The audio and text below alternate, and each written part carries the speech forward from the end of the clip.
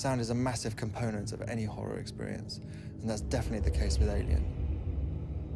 We wanted to be as authentic as possible when it came to recreating the sound of the original music, and so we put together our own orchestra from the best musicians that we knew around London, including some who'd actually played on the original recordings with Jerry back in the 1970s.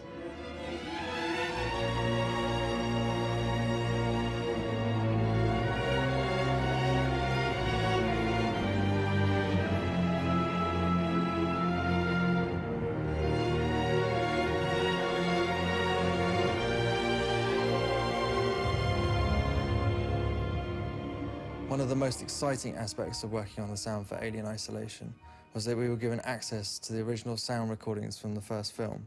5A, Section 8. We were very lucky because we were able to find some very old recordings which showed the process by which the sound designers created a lot of those sounds, and we were able to recreate that process as accurately as we could.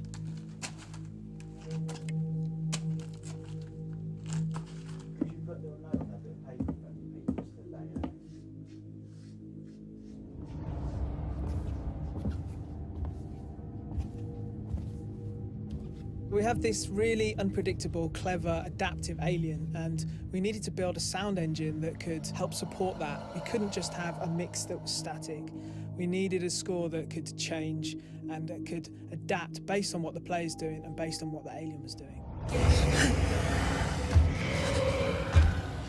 If the player is hiding from the alien, the sound engine will know that and it'll adapt, it'll make it more tense. The idea is to drive an emotional reaction from the player. In our game, sound is critical because when you're hiding in the dark, what you can hear might just be the key to your survival.